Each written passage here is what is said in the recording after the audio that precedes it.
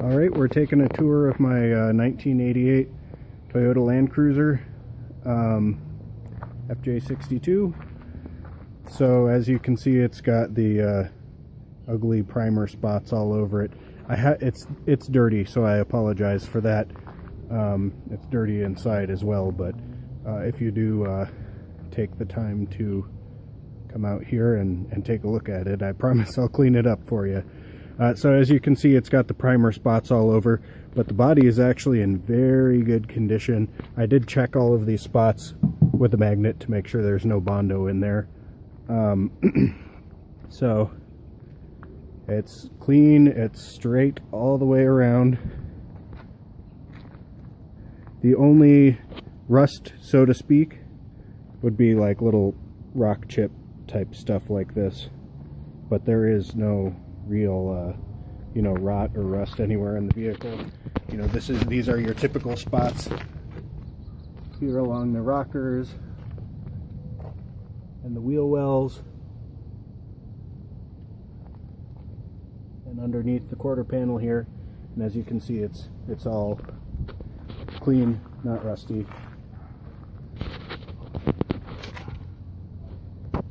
There's this one little surface spot here.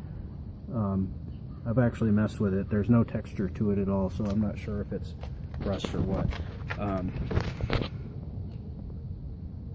As you can see,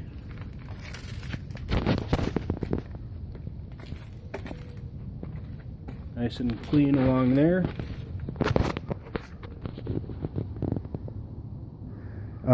The tires are actually 33 by 12.5 BF Goodrich.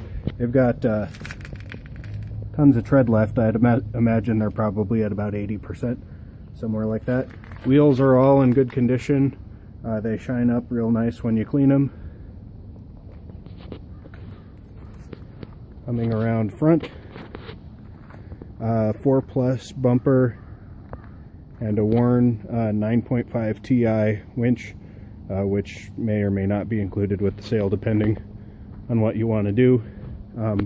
As you can see, the grille and mirrors have been blacked out, but it's been a while and it's starting to chip, so those probably need to be repainted.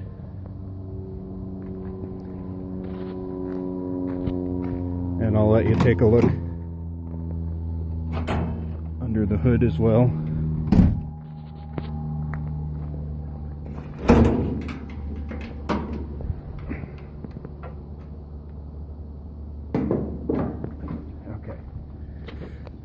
So here we have the Chevy 350. It's a TBI fuel injected 350.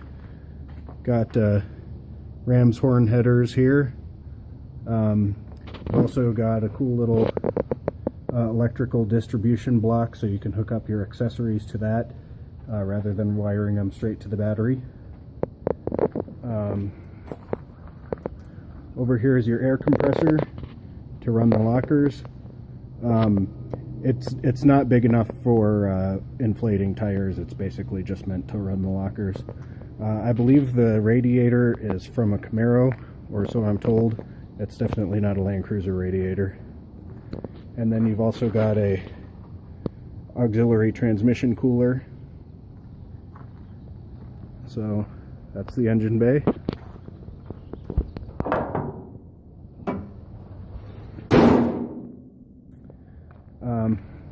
And then just to take a look inside, and again I apologize, I haven't cleaned the truck, so that it is a little bit dirty. Interior, the seats are in good shape, they're not torn. They're showing a little bit of wear, a little bit threadbare along here, and they could use a good cleaning. But aside from that, they're in great shape. This is the Deluxe Ultimate console. It's got 4 cup holders. It opens and closes, and it locks for security. You can have that if you want, and I've also got the original if you'd prefer that. This is the part I hate the most about the truck. You can see the hole where it was cut to allow the shifter to come in. This is a low car shifter, so it looks pretty cool. It's a little tricky to operate, but you get used to it. Controls for the locker, and then you've got an oil pressure and water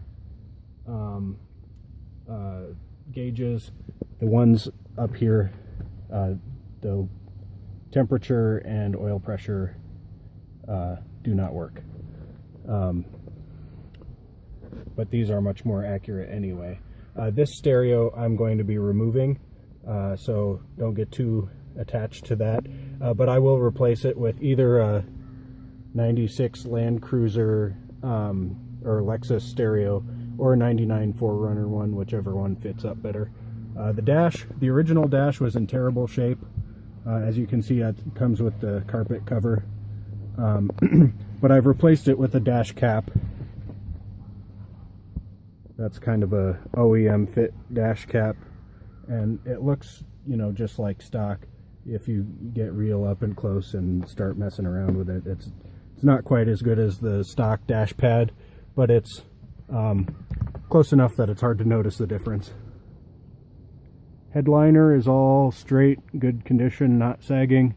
There's one little nick in it right here, which is right next to the visor. And then here is the back seat. Again, not torn, not beat up, but it could use a good shampooing. The carpet is a little bit stained back here as well. That could probably be cleaned out with some effort, but the front carpet is going to need to be replaced. Now, the reason I haven't permanently installed the center console is because it interferes with the rear seat heater function, the control for the rear seat heater. If it would be really easy to just bend this over so it's facing this way, and then you could permanently install this. I didn't do that because I still have the stock center console, and I don't know, you know, if the next owner might want to do a restoration and have it factory correct. Oh, I think we're locked. Well, I'll just climb over and show you. So in the back, we've got, and I apologize, there's bits of Moab still stuck in here, but this is kind of a rubber diamond plate, and it runs all the way up the back seat. It's kind of cool, utilitarian. I don't think the stock carpet is under there anymore. It does have a tear in it right over here, as you can see, but I think it would be easy enough to replace. Aftermarket speakers back here, and I don't know what they are, but the ones in the front are Pioneer TSG series. They sound pretty good. Okay. And then looking underneath, it does have the tow package, full-size 33-inch spare tire. And then, if you're familiar with cruisers, this is the area where you're going to see rust, if it's going to rust. But as you can see, it's all in good shape. Very clean Arizona. So, underside is in good condition. And then I'll just fire it up so you can listen to it.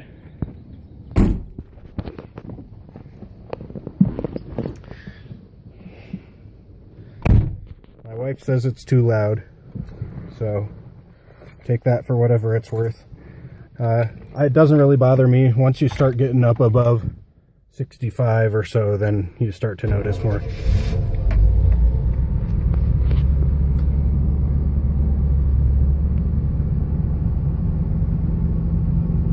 So that's just idling. It's idling high because it's cold. At battelle.org. At the EDU.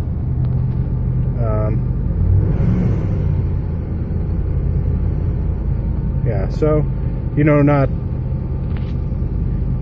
whisper quiet, that's for sure. But not terribly loud either. I think strategic sound deadening in the firewall and the floor plan would probably go a long ways. I don't know that it necessarily needs a new exhaust. And that's the story, I guess. Just let me know if you have any questions. Thanks.